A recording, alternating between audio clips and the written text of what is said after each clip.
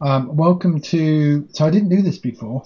Welcome to Geeks on screens with coffee. So hopefully you've got some drink there, haven't you, Kevin? Yes, I have. In fact, what I did do was, never mind. I changed some of the letters round to make some swear words on this earlier, but I've decided not to show them. And there we have. There we go. Clapperboard. So we're now recording. Action. So, hello, Kevin. How are you?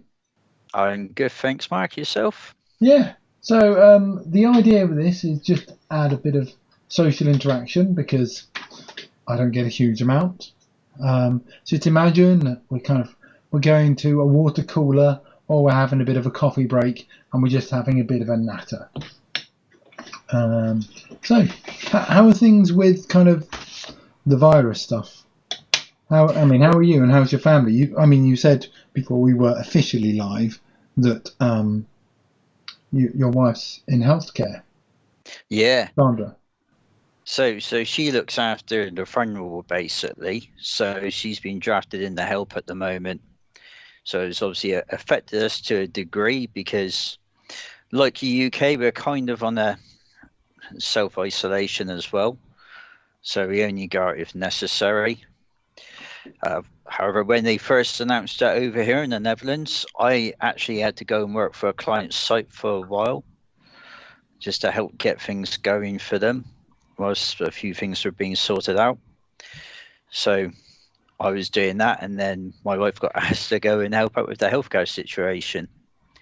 So we've both been around people for a while after it started, but now we're coping okay, and we've taken steps to make sure that if anything happens, then we're covered. And you're both healthy and everything's all right? And yeah, we're both healthy, and we're making sure we go out in the back garden quite a lot to get a lot of exercise and stuff. I'm actually going back to doing gardening the way you would have done 20 years ago, just to keep myself active outside. So all the tools that people have bought in the last couple of decades to make their lives easier, I'm ignoring all of those at home at the moment and going back to the older style of doing stuff outside, just to keep myself a bit more active. so that's what? No power tools? Pretty much.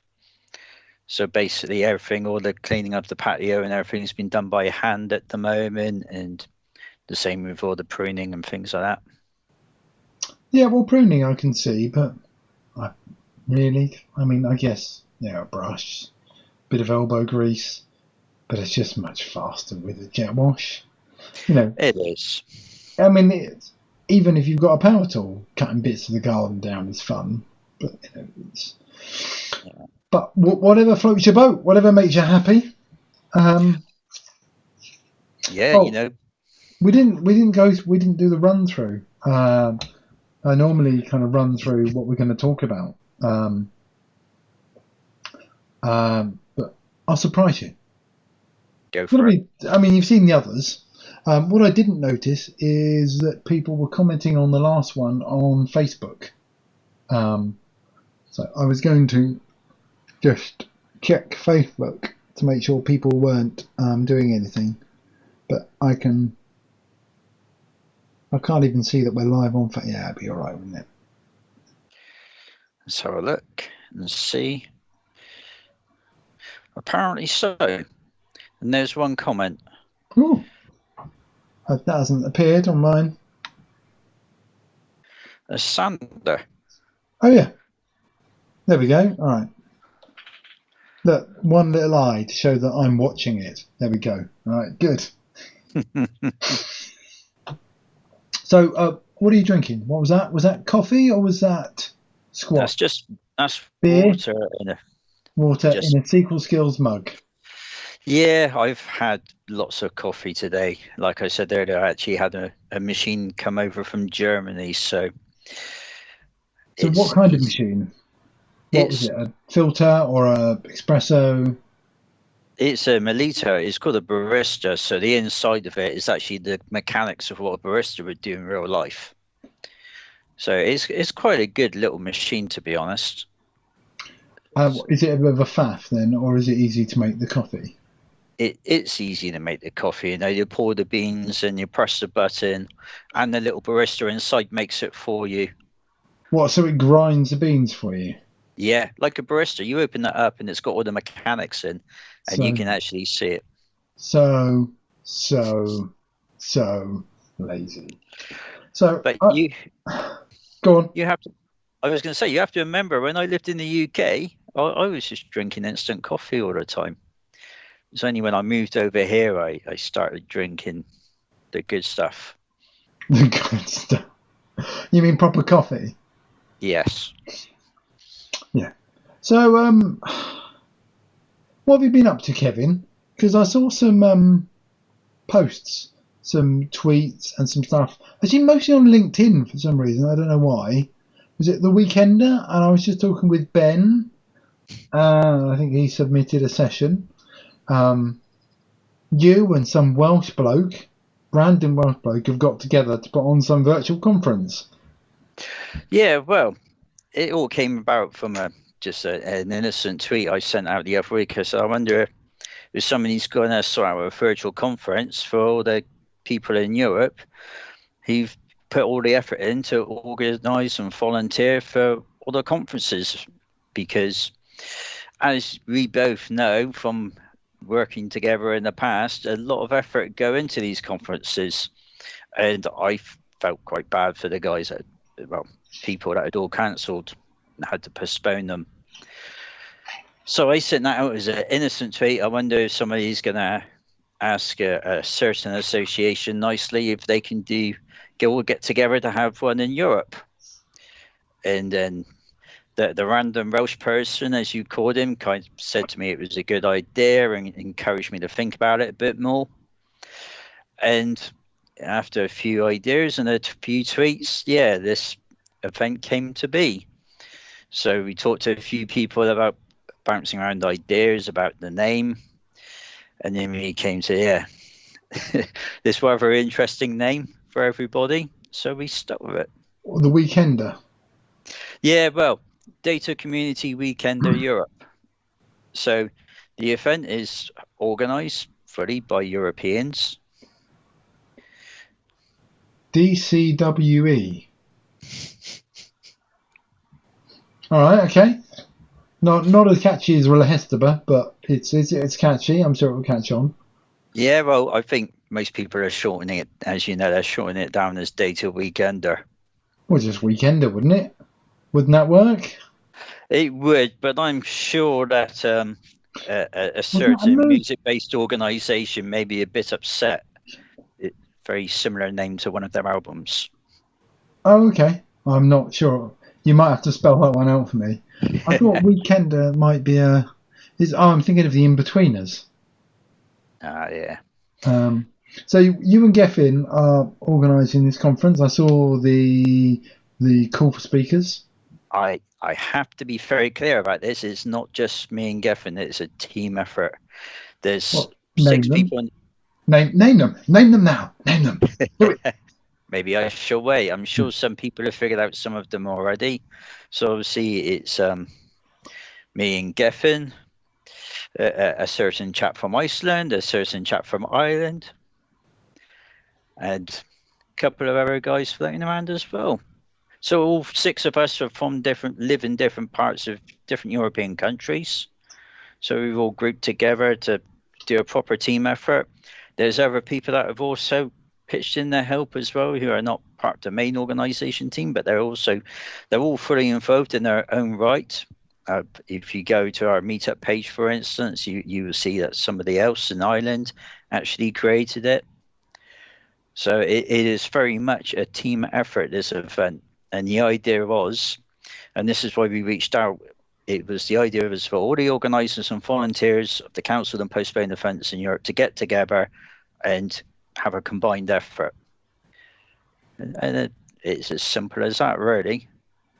So, I mean, being a geek, what are you hosting it on? What are you broadcasting it on? Teams, Skype, the other thing that begins with a Z and ends in an the there are several kind of platforms. So which one are you going for? Well, to be honest with you, we haven't 100% announced what we're going to go with yet. We're making sure we filling in all the blanks. We have got one in mind. It's not the one that begins with a Z, I can tell you that much. So, yeah, watch this space very closely and we will announce shortly. Oh, okay, all right. But everything else is all there. And like I said, we've had plenty of people come over to volunteer to help out on the actual day as well. As you can see, we've had quite a few submissions already. And the idea is, like I said, is to fill the void left by some of these conferences. Obviously, you've got Data Discovery Day coming up as well, which is aimed at the introductory sessions for people that want to learn about new things. I had quite an open discussion with one of the organisers of that event beforehand, because they're looking to run the session during the week and it's an introductory session. We're going to do ours over the weekend, and we're looking for similar sessions that you would get at weekend events and other data platform events. So, and it's all fine. And you've got another event that's happening in June as well, the 8 kilobytes, I think is called, which is obviously a SQL internals event, which is looking a bit more in depth, a lot of the related topics to do with SQL Server. So there's a lot of variety for a lot of the community with these events coming up. Some obviously before all the events were cancelled and postponed, the variety was that all these events were at different locations. Whereas now the variety is the actual types of topics that are covered in the days of the week that they're done. So I can see that it's on the 2nd of May. Yep. And the call for papers ends on the 17th, and so ends in a couple of days, so people have still got time to kind of submit. Indeed. And then I'm on the page now. I can see quite a few kind of sessions. Oh, that's quite good. So shall we someone with a similar name to mine who submitted a couple. I mean, there's enough there for a couple of events, not just one. Ben submitted for that on his building BIM. Do you find that you get different people submitting for those events than they do for the in-person ones? Yes, I do, especially one certain American speaker. I was actually quite surprised to see their name there, because I don't think I've seen them submit for an event for some time. So me personally, I was like, oh. So if you... I mean, you're talking in code, because not being that familiar with the community, kind of.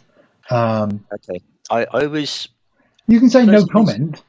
No, I don't mind being open about it. It's obviously up to the speaker as well if they feel a bit like they've been highlighted out. But I was really happy they submitted. Put it that way. The idea is this event is hosted and organised by Europeans, and anybody at all in the world can submit for this event. We encourage it. That's for sure. And like I said earlier, we're having ours in the weekend, and the reason we decided on that, I should say, is because, you have some events coming up which are going to be in the weekday, and as somebody I was talking to mentioned, you can watch it on a second screen. A lot of people can when they're working at home. They can watch these events on a second screen, whereas quite a few people, including myself, I have to admit, have to take part in quite a few online meetings now because of the working from home situation. So it's hard to watch an event online when you're actually in meetings all day and expected to do your job, which is why we decided to go for the weekend. Oh, no, that makes a lot of sense. I mean, I can't, even when I'm working from home, I can't take part and watch stuff when I'm, even when I'm trying to concentrate or work, because I'm either on a call or working. And having the luxury of sitting back and watching something But I'm guessing have you got a plan? So because none of these questions are prepared, so Kevin doesn't know about them. So you can say no comments. There's a plan to record them and then have them online for posterity, or is it have them online for a short period of time and take them down, or it's you have to be there. If you miss it, you missed it. I would say watch this space, and because I have to admit, I would say no. I would say no comment, but I'll be completely honest. We haven't fully decided yet. Again, on that front, this is a fast turnaround event for everybody. We've decided to do it because there's still a big question mark about how long certain countries will be having this social isolation, etc.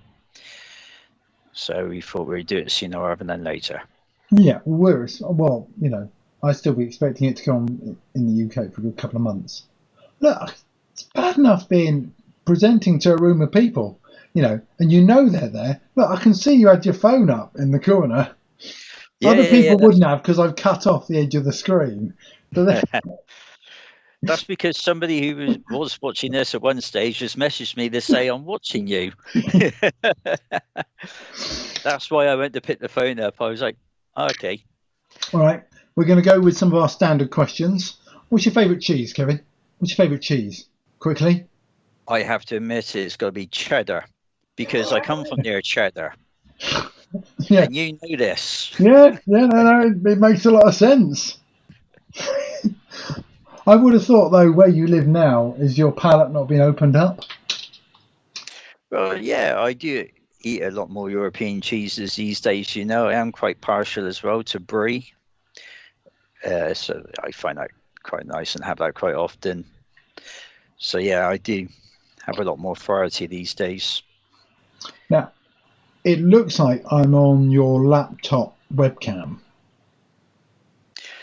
You're not on my laptop webcam. You're on my very nice, shiny HD webcam. Well, it's very good quality. I mean, I will compliment you on your quality. I've got a new question is, how messy is your office? And we need some sort of theme music in the background. I will openly admit it. My office is fairly messy because that's why the camera is positioned. My office is also, I have to admit, my gym as well. As you know, I do a bit of cycling now and again.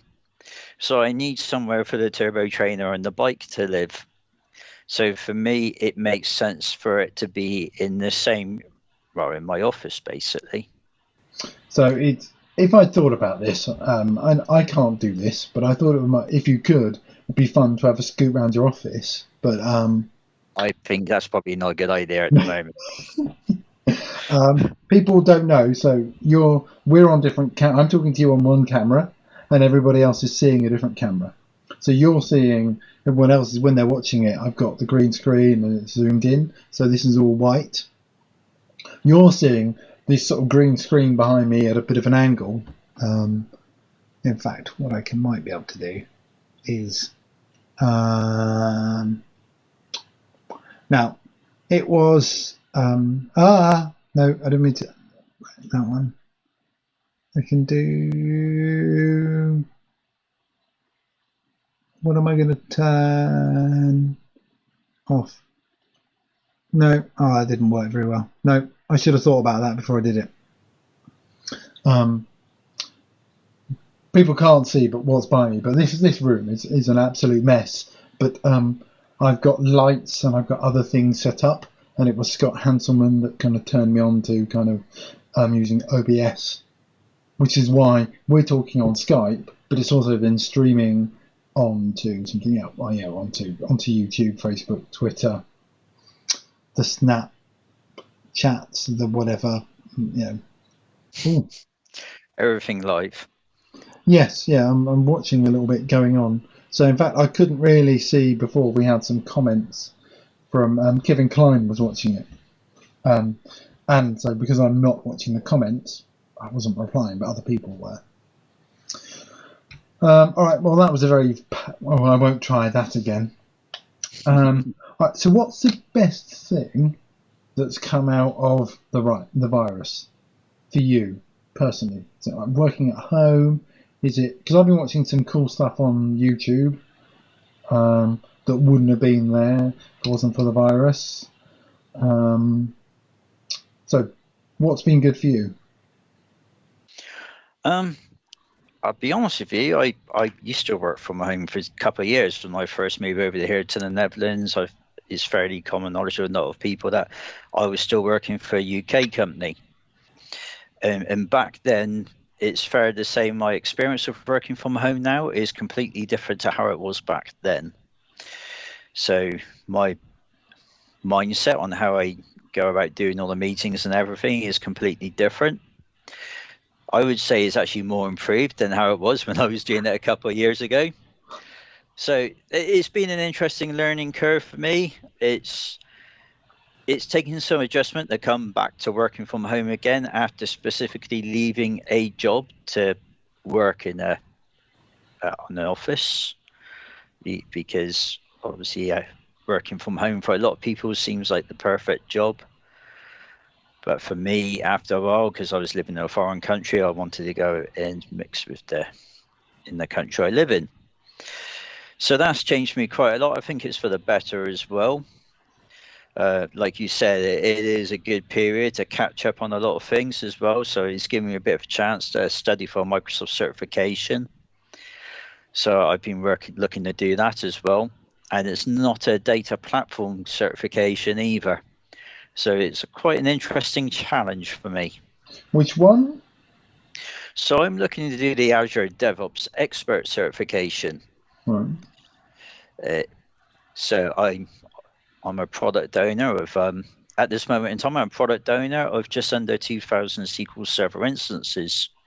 So I'm using Azure DevOps a lot more than I would have done previously. And I'm on the side as well at home, I'm experimenting with a lot of the features to do with it. So I thought, well, it would be a good idea to go and do the expert certification. And it turned out, because of one of my older MCSEs that I've got as well, I only had to do a transition exam to become an Azure Admin Associate last year. So I did that. And now I'm going to look to actually do the Azure DevOps certification, which is on top of it. So we because who I work for, we have to do them all the time. And I was talking with somebody who's even our kind of less technical people, the more salesy, more relationship people still have to do them. And he was planning on taking some of the technical ones. And I was sort of asking, are you doing this to pass the exam? Or are you doing it because you want to learn the skills? And I find that they're two very different approaches. One is trying to focus on what the exam could ask, and the other is, well, let's look at that technology and play with it and see what we can do and learn. And then, so which one are you doing it for? I actually enjoy doing them to formalise my knowledge. That sounds really marketing kind of thing, but that is the honest truth. There's some of the stuff in the exam, or has been advertised to be covered in the exam, like SonarQube and stuff like that, I have actually already got hands-on experience with to a degree. So I just want to do it to fill in the blanks. It's been a couple of interesting things so far, some of the features on there, so it's been giving me quite a good insight. But it's just the drive to get there and, like I said, fill in the blank spots for me. Okay. And it also makes sense as well because, again, as some people know me, and one of the people who apparently are watching at the moment, we actually have a session that we do around the community as well. So it helps people realize that, yeah, we actually do know what we're talking about. Yeah, I guess I've had some bad, I think it's because I worked at a company, and so met quite a few years ago, and we had some new guy start, and he was the most certified person there. Came in, he was just out of university, and he had, he was a certified developer, whatever the exams were at the time. Yeah, and he just brain dumped it. So it's always given me a bit of a bad taste in my mouth. It's, you can do a certain amount, and then, the exams only show you a certain amount. It's the amount of effort you put in. It's the same with all the certifications. To be honest with you, they, like I said, they help fill in their blank spots, which is what I like. But yeah, it's each to everybody's taste. I think that I know there's been massive debates with people in the community in the past about certifications. I'm, as you can probably guess, I've got nearly as many. Well, I've got nearly as many certifications as years working in IT now. So I'm obviously very pro certification. Or very young. I could be very young. You're right. Maybe it's both. All right. So now we go to the emergency question. Right. So we're using Richard Herring's emergency question book, and I do put the link on. So if you want to become a monthly badger and support Richard and the podcast and stuff he does, that'll be at the bottom. Pick a number between 1 and 1001. And there's a few numbers gone, like 69 and 65 has gone as well. I tell you what, in memory of Ted Rogers, I'll go for 321. Oh, what a nice reference! Oh, come on, you know you want to do it. No, not It's too the fast. wrong way round. Oh. It is. Let's edit that bit out. But even if you do it the right way around, it's still. Kevin, it's live. Live. I can't edit that out. 3, 2, 1.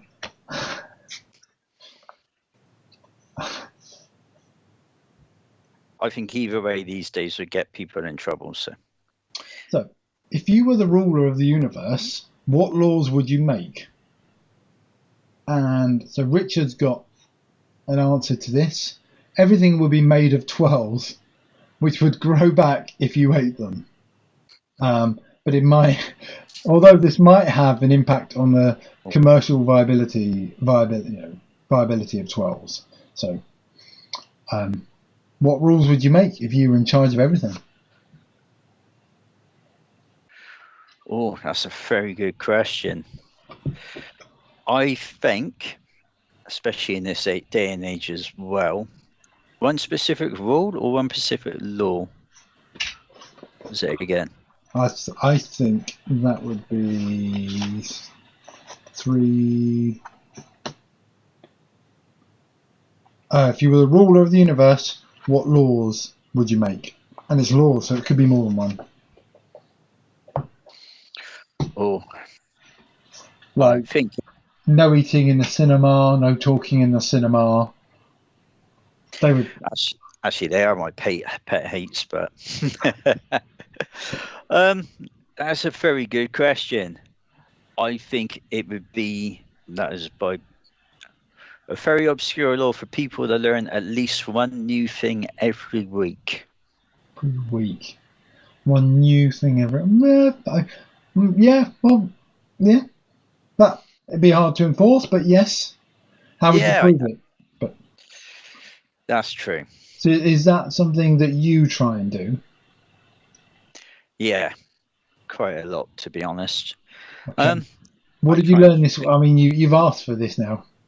Okay, you've asked. What did you learn this week? That's a very good question. And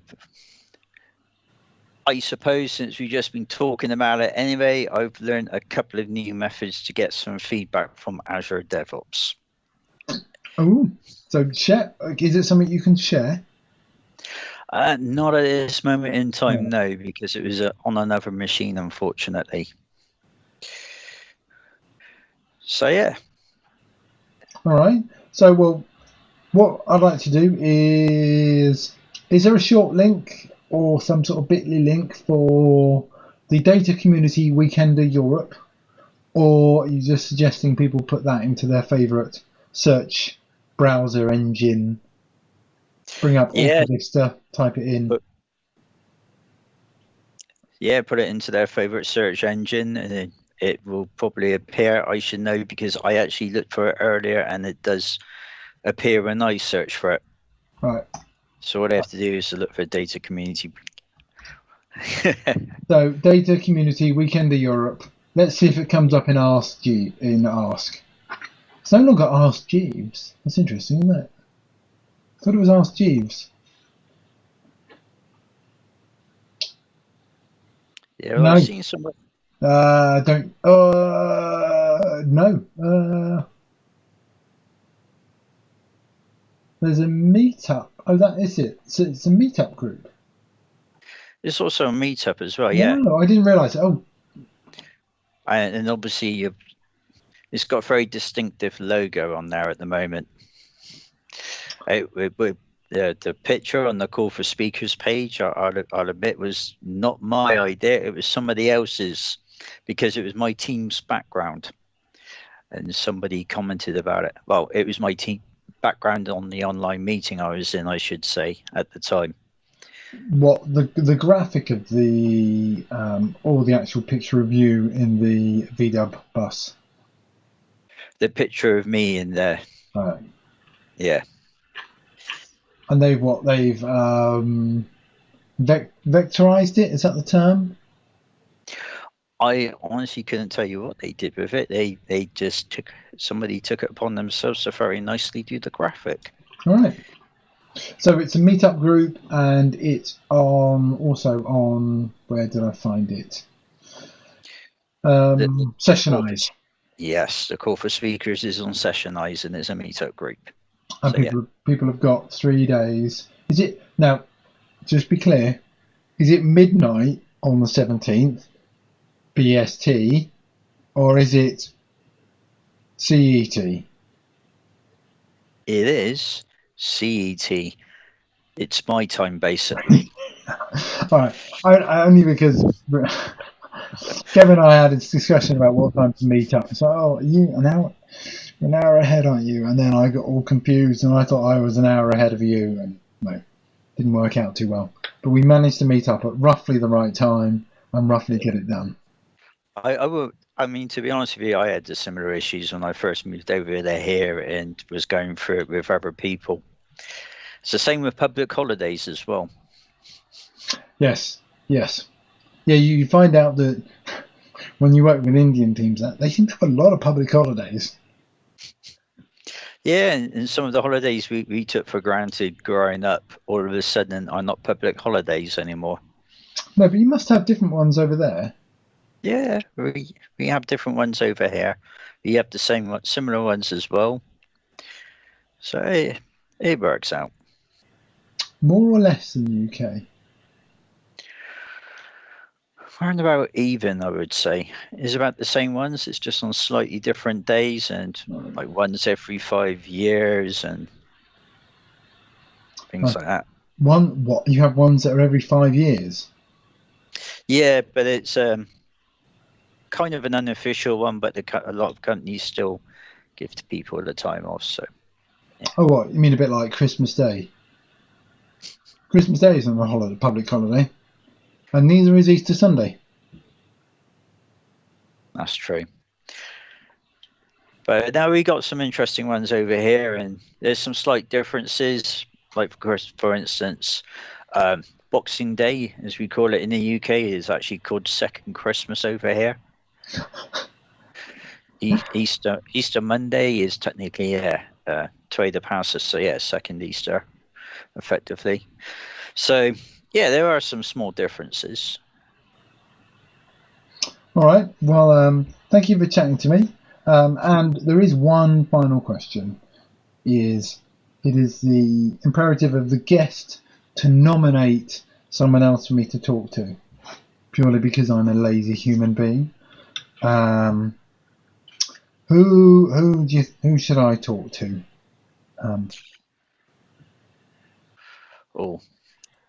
I tell you what, since they put an eye next to saying they were watching us earlier, I think I will nominate the person I haven't seen for a long time, even though he's only a kilometre away, Sander's dad. All right. Well, I can ping him straight away. All right. Thank you. Oh, do you know what? I suspected you were going to nominate him. All right. So I've got 2 people. Actually, do you want to? Actually, can you tweet him? And then that saves me even having to contact him. That's how it should be. You should do the nominating, and not even tell me, because that would be lazy. I think he already knows, to be honest, judging by the message Oh, that I okay. had a while ago. I will message him now, whilst we're live, just to see if he's still watching. All right. And while you're doing that, I've been using a new platform to basically these are going out as podcasts as well. So it'll just get pushed back up onto YouTube later, maybe in a couple of days after I sort out any problems with the audio, and then they'll go up onto a podcast, so people can then listen to it without having to look at our lovely faces. Hey, we've got a good face for radio. I've got the perfect face, and for radio. Actually, I did notice you've got very short hair. Have you been cutting that, or has your wife been cutting that? No, I actually have my hair usually, as some people would tell you these days, usually now I have it a lot shorter than I used to. I've actually been doing the reverse of a lot of people. I've actually let the top of my hair grow now and been shaving my face. So Right. I'm bucking the trend. All right. So this is a couple of weeks worth of growth now, because it was easier when I started doing the cycling again and stuff, if it was just a lot shorter, and I just stuck with it. Okay. All right. Well, I will hope the Weekender conference goes well, and I presume there's nothing to stop it from happening again, kind of, and again and again. You know, it doesn't have to stop just because other conferences start up again. This is true. We will see what happens after this one is out of the way. Yeah, I can see you going, yeah, we'll see what happens. No, somebody else has already actually mentioned a similar thing. That's why I smiled. Yeah, well, I mean, I'm surprised that it doesn't happen more often. As in, the group buy was the only sort of regular thing that I've seen. That's Brent's. I'm I think next week there's a user group in Manchester, Leeds, a virtual one. I'll be talking at that. I mean, I should be using this to publicise myself, because, well, why not if I'm here? Well, that's it. Is if you do these things, you might as well publicise it. Can I just sign? Why not follow up stream with stop? So, Whiteley's tweeting again. Whiteley sent me some really good things to talk to Ben about, but I wasn't looking at my phone.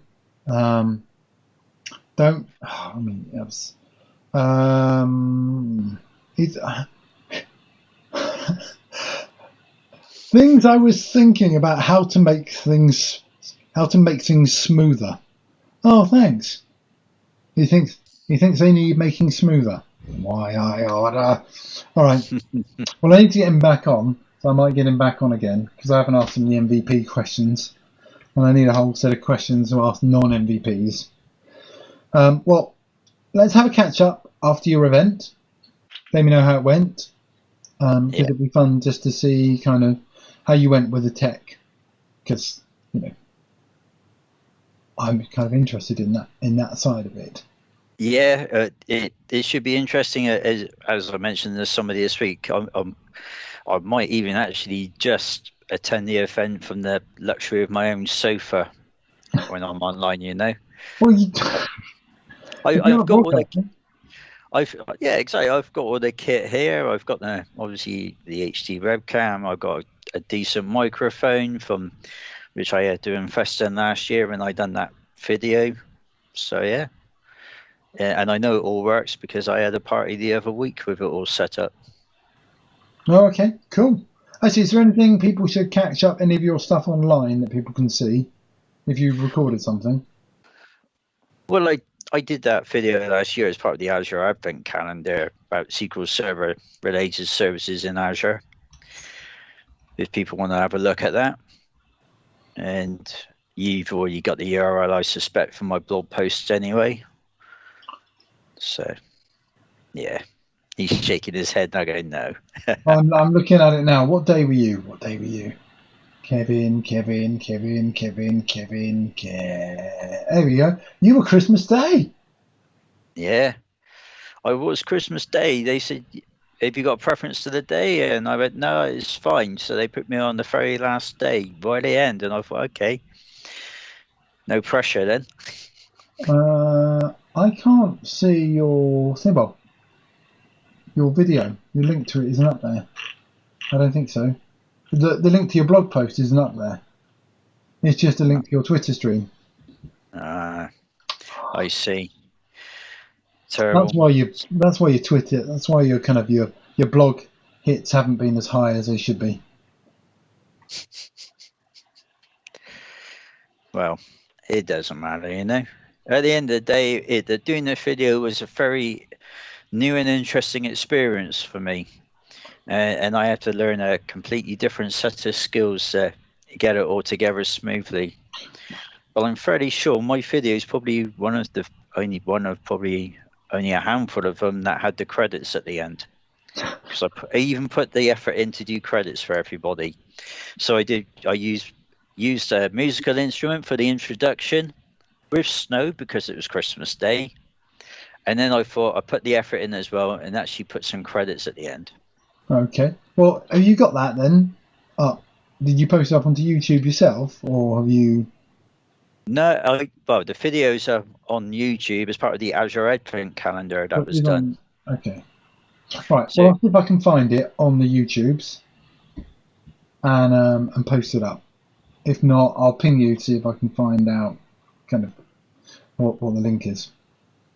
Yeah, no worries. All right. Well, thank you for your time, Kevin, and I hope the thing on the 2nd of May goes well. Cheers, mate.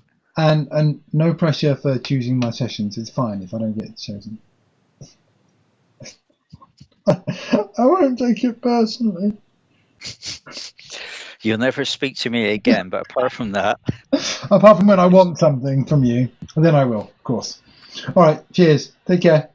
Cheers, mate. Bye. Let's turn this stream off and stop broadcasting.